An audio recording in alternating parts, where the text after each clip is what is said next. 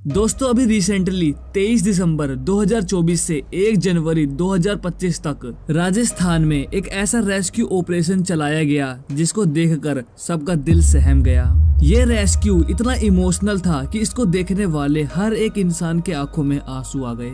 ये rescue operation India के लिए एक बुरे सपने जैसा रहा जिसे कि हर कोई भुलाना चाहता है। आज तक इंडिया में जितने भी खतरनाक रेस्क्यू हुए हैं उसमें सबसे ऊपर इसी रेस्क्यू का नाम लिया जा रहा है।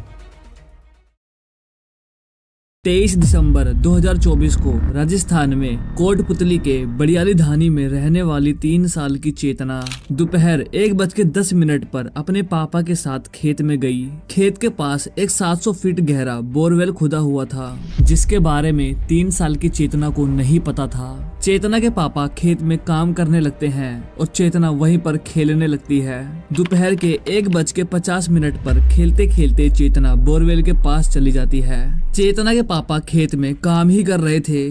10 मिनट बाद चेतना के पापा चेतना को देखते हैं तो उन्हें चेतना कहीं नहीं दिखाई देती।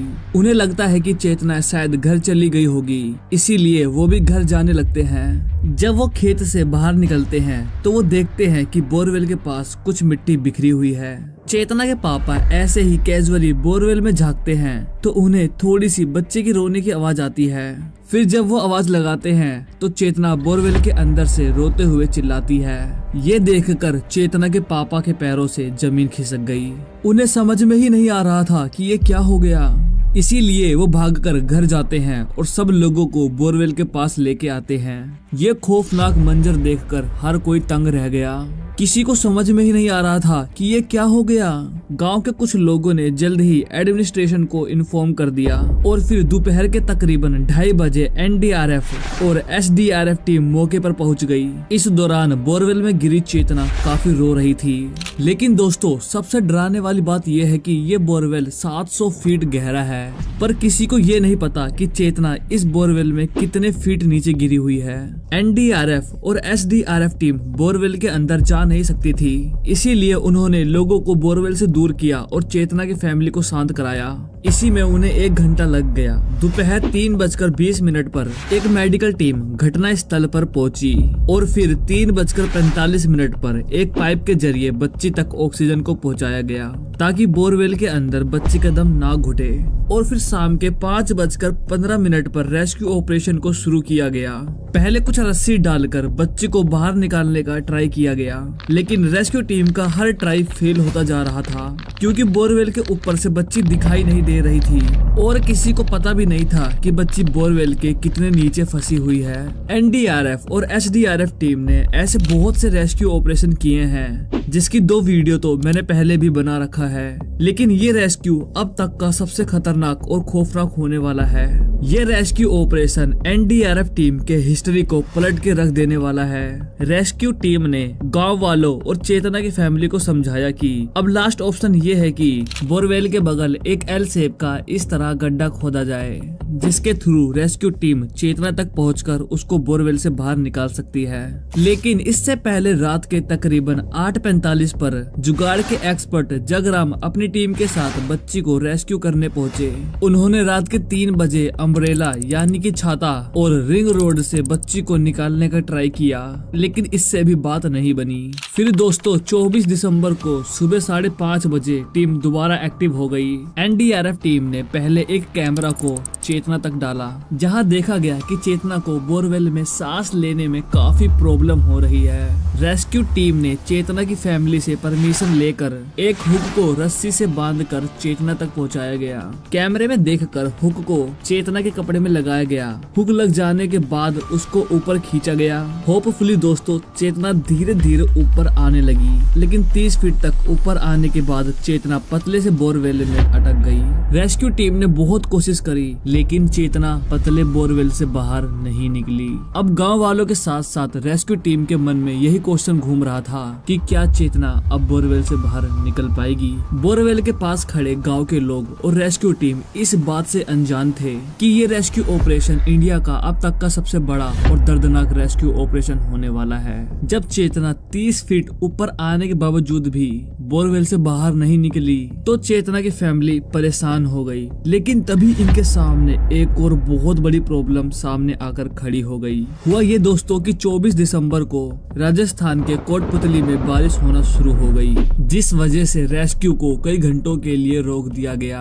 लेकिन बारिश की प्रॉब्लम आगे चलकर रेस्क्यू टीम को बहुत बड़ा झटका देने वाली है। रात को जब बारिश रुकी तो रेस्क्यू टीम ने बोरवेल के बगल गड्ढा खोदने के लिए पाइलिंग मशीन मंगवाई। इसीलिए रात के तकरीबन 11 बजे पाइलिंग मशीन को घटना स्थल पर लाया गया। रात काफी ज्यादा हो गई थी, इसीलिए रात को रेस्क्यू रोक दिया गया। अगले दिन 25 दिसंबर को सुबह 8 बजे बोरवेल को नापा गया, ये जानने के लिए कि 700 फीट गहरे बोरवेल में कितने फीट नीचे अटकी हुई है। बोरवेल नापने के बाद पता चलता है कि चेतना 700 फीट गहरे बोरवेल में 150 फीट नीचे अटकी हुई है। रेस्क्यू टीम ने बोरवेल से 10 फीट दूर पाइलिंग मशीन से गड्ढा खोदने का काम शुरू किया। लेकिन दोस्तों, रेस्क्यू टीम जहां से गड्ढा खोदने का काम शुरू करती है, वहां की मिट्टी काफी ज्यादा सख्त थी, जिस वजह से दोपहर के 1 बजे तक केवल 40 फीट तक गड्ढा खोदा गया, जिसके बाद पाइलिंग मशीन ने काम करना बंद कर दिया। इसीलिए 5 घंटों तक रेस्क्यू को रोक दिया गया। इस दौरान कैमरा में देखा गया कि बोरवेल के अंदर चेतना कोई मूवमेंट नहीं कर रही है। इस टाइम तक चेतना ने कुछ भी खाया पिया नहीं था। उसके पास तक केवल एक पाइप के थ्रू ऑक्सीजन को भेजा जा रहा था। शाम के 6 बजे 200 फीट कैपेसिटी वाला पाइलिंग मशीन को लाया गया और इस मशीन को चलाने के लिए गुजरात से एक स्पेशल टीम को बुलाया गया। रात के 8 बजे रेड माइनर टीम बोरवेल के पास पहुंची। 9 बजे चेतना की मम्मी घोली देवी की तबीयत बिगड़ने लगी और रात को 11 बजे कोटपुतली की कलेक्टर कल्पना अग्रवाल घटना स्थल पर पहुंची। और इस दौरान कई मीडिया रिपोर्टर्स भी बोरवेल के पास पहुंचकर लाइव ग्राउंड रिपोर्टिंग कर रहे थे। 26 दिसंबर को सुबह दोबारा गड्ढा खोदने का काम शुरू किया गया। लेकिन 10 बजे रेस्क्यू टीम के पास एक और बहुत बड़ी प्रॉब्लम सामने आकर खड़ी हो गई। प्रॉब्लम ये थी कि पाइलिंग मशीन से 80 से 90 फीट गड्ढा खोदने के बाद गड्ढे के अंदर एक बहुत बड़ा चट्टान था, जहां की पाइलिंग मशीन काम नहीं कर रही थी। इसीलिए रेस्क्यू टीम को इस चट्टान को खुद ही मशीनों से काटने में 6 घंटे लग गए। शाम के 6 बजे इस गड्ढे को नापा गया कि इसमें और कितना काम करना बाकी है, और फिर शाम के 6:30 पर पाइलिंग मशीन को हटाकर जेसीबी से गड्ढा खोदा गया। अगले दिन 27 दिसंबर को सुबह 170 फीट का गड्ढा खोद दिया गया और दोपहर के तकरीबन 12 बजे 170 फीट के गड्ढे में लोहे के पाइप को डाला गया। इस दौरान दोबारा कैमरे से बोरवेल में देखा गया कि चेतना कोई मूवमेंट नहीं कर रही है, वो केवल एक जगह पड़ी हुई है। दोपहर के तकरीबन 1 बजे मौसम दोबारा बदल गया और बारिश होना शुरू हो गई। इसीलिए रेस्क्यू को दोबारा रोक दिया गया। इस टाइम तक चेतना को बचाने के लिए बोरवेल के पास 400 से भी ज्यादा रेस्क्यूअर्स खड़े थे। शाम के 5 बजे बारिश की वजह से कोई प्रॉब्लम ना हो, इसीलिए पाइप में वेल्डिंग का काम शुरू किया गया और ये काम देर रात तक चलता रहा। इसी दौरान चेतना की मम्मी ने मीडिया को बताया कि रेस्क्यू टीम ढंग से काम नहीं कर रही है। 28 दिसंबर को एनडीआरएफ टीम के 6 जवानों ने 2 लोगों की टीम बनाई, जो कि 170 फीट गड्ढे के अंदर जाकर इस तरह एल शेप का गड्ढा खोदेंगे और पूरे दिन 170 फीट नीचे से इस तरह गड्ढा खोदा गया। 29 दिसंबर को भी एल शेप का गड्ढा खोदने का काम चलता रहा और गड्ढे के बीच में आ रहे पत्थर को कंप्रेसर मशीन से काटा जा रहा था। अगले दिन 30 दिसंबर को रेस्क्यू टीम ने दावा किया कि बच्ची को बोरवेल से बाहर निकाल लेंगे, लेकिन अंदर पत्थरों की वजह से रेस्क्यू में काफी टाइम लग रहा था।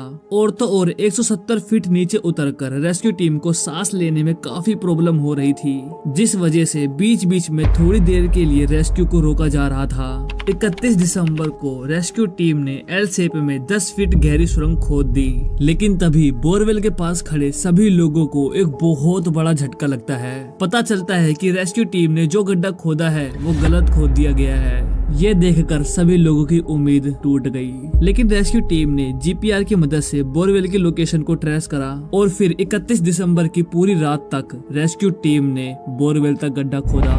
1 जनवरी 2025 को सुबह 11:30 बजे एनडीआरएफ टीम के मेंबर महादेव सिंह चेतना के नजदीक तक पहुंच गए, जहां इसके बाद टीम ने बोरवेल के आसपास फिनाइल छिड़का और कपूर जलाया गया। ये किसी अनहोनी सिचुएशन में बदबू से बचने के लिए किया गया था। इसके बाद शाम के 5:30 बजे एनडीआरएफ टीम के मेंबर महादेव सिंह एक कपड़े से ढककर चेतना को बोरवेल के ऊपर तक लेके आए, लेकिन इस दौरान तक चेतना कोई मूवमेंट नहीं कर रही थी। बोरवेल बोरवेल से निकालने के बाद चेतना को तुरंत ही हॉस्पिटल ले जाया गया, लेकिन हॉस्पिटल में डॉक्टर ने सबकी उम्मीदें तोड़ देने वाली बात कही। डॉक्टर ने बताया कि चेतना मर चुकी है। ये बात सुनकर चेतना के पेरेंट्स पूरी तरह टूट गए और उन्होंने इसका पूरा ब्लेम रेस्क्यू टीम पर डाला। उनका कहना था कि रेस्क्यू टीम ने ढंग से काम नहीं किया, जिसकी वजह से उनकी बेटी मारी गई। ये रेस्क्यू ऑपरेशन 10 दिनों तक चला और इन 10 दिनों के अंदर चेतना ने बोरवेल के अंदर कुछ भी खाया पिया नहीं था। ये रेस्क्यू ऑपरेशन एनडीआरएफ और एसडीआरएफ टीम के लिए बुरे सपने जैसा रहा। इस रेस्क्यू में टोटल 5 करोड़ रुपए खर्च हुए हैं। आई होप आपको ये वीडियो अच्छी लगी होगी। मिलते हैं अगली वीडियो में।